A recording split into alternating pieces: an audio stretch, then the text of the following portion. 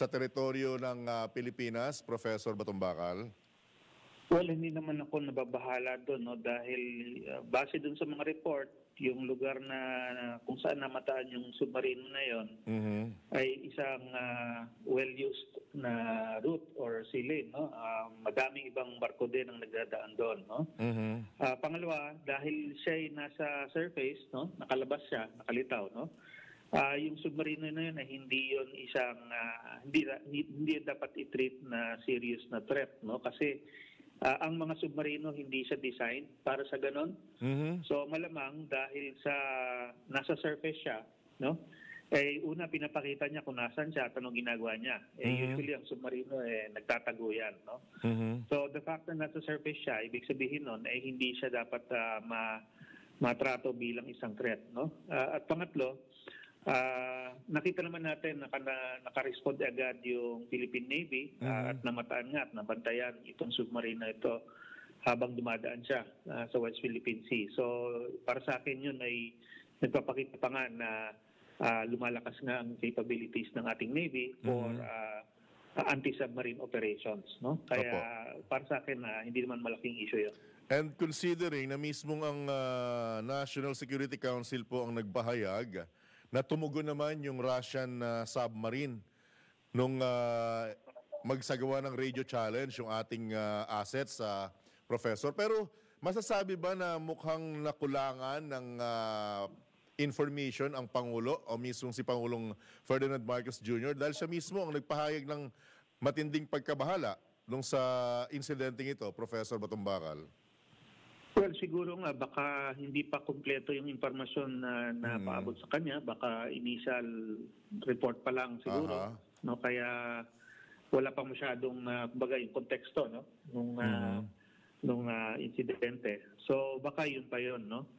Pero hindi siya dapat mabahala kung mayroong mga ganyang barko na hindi lang submarino kundi mga iba pang mga military vessels diyan sa side na yan ng West Philippine Sea, no? As long as nasa labas sila ng ating territorial waters, no, meron naman silang tinatawag na freedom of navigation. So pag ganon, tama na yung binabantayan natin sila, no? At kung mayroong ng iba pang galaw na maaring maging concern natin, tama na rin na nagre-responde tayo. Opo. No? Pero tama ba? Opo, Prof, tama ba? Paki-educate mo ako rito. Sinasabing nasa loob ng exclusive economic zone ng teritoryo ng Pilipinas. Tama ba po ba itong information nila? Opo, tama po yun dahil yung ayon sa report, nasa 80 nautical miles distance siya from Mindoro at one point, diba? So obviously nandun siya sa loob ng 200, pero nasa labas siya ng ating territorial sea. Yung po kasing exclusive economic zone, ang mga karapatan po ng Pilipinas dyan ay ukol doon sa mga natural resources katulad ng pangisdaan at petrolyo. Pwedeng magdaan ang mga ibang bansa, ang mga barko ng ibang bansa, kasama na ng commercial at military dyan sa exclusive economic zone. As long as yung pagdaan nila ay hindi nakaka-apekto doon sa ating karapatan na mangisda at mag-exploit ng ibang natural resources, no? So pinapadaan lang natin sila at yun nga mukhang yun ang ginawa nitong submarino na to. Hindi siya katulad nung isang bansa diyan na hayagan na hindi man lang tayo pinapabayaan na kumuha ng sarili nating pangisdaan, no? All right.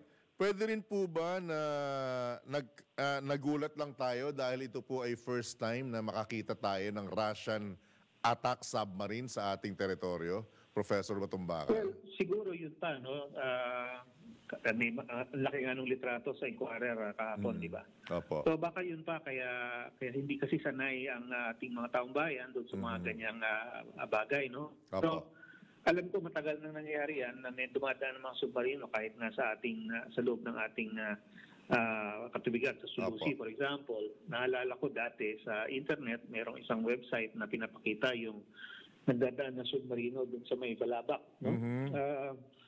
So, hindi yan unusual. As long as dumadaan lang sila at wala sila ibang ginagawa at yan, maayos naman sila nag-communicate pag nag-radio communication tayo, challenge tayo.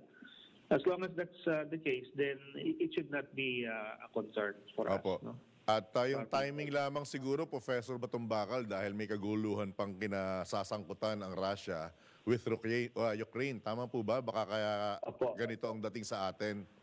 Opo, yun Opo. po. Tsaka yung ang lumalabas lately sa balita na magkakampi ang Russia at China siguro. No? Kaya nababahala siguro mga tao. No? Alright. Pero yun naman, sa ngayon naman, kasi maayos pa yung relasyon natin sa Russia sa pagkakalam ko. Officially, yung Navy-to-Navy relationship, for example, Opo. yung relationships between the armed forces, maayos pa naman. Opo. No? So, Nakita natin na nung nag-communicate nga, yun, maayos din yung kanilang pakikipag-usap. So, I guess, sa ngayon okay pa yun. opo. So, in a sense, tama itong binabanggit naman ng Senate Minority Leader Coco Pimentel. Unang-una, syempre, pag sinabi nating submarine, nakalubog yan. Okay? At kaya sabi niya, nung nakitang nakalutang, posibleng isang problema, kondisyon. Pangalawa, dapat daw o dapat anya na alam ng DND at DFA ang detalye ng isang insidente kung ito po ay maituturing na emergency situation o hindi. Prof. Opo. Tama naman po yun, no? Kasi nga nasa surface nga, no? Kitang-kita siya, ina-anunsyo na yung presence niya, no? As for yung detalye ng insidente, kung bakit siya ganon or bakit siya dadaan, I think sufficient na nag-communicate tayo, yung Philippine Navy sa kanila at sumagot naman sila.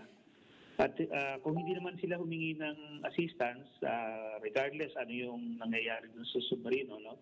Dapat ding, kumbaga, bigyan mo na rin ng respeto yon dahil it is a sovereign vessel, no? Barko siya ng ibang bansa, military vessel siya ng ibang bansa, kaya dapat, kumbaga, meron kang tinatawag na deference, no? Pabayaan mo siya, no? As long as wala siyang ginagawa na masama, no? Bigyan mo siya ng respeto. In the same way, kung sa ating ding barko, no? Kunwari, kung baliktad yung sitwasyon, yung Philippine Navy yung nandun, no? Hindi rin basta-basta tayo papayag na manghimasok ang ibang bansa doon sa operation ng barko kahit ba merong problema, no?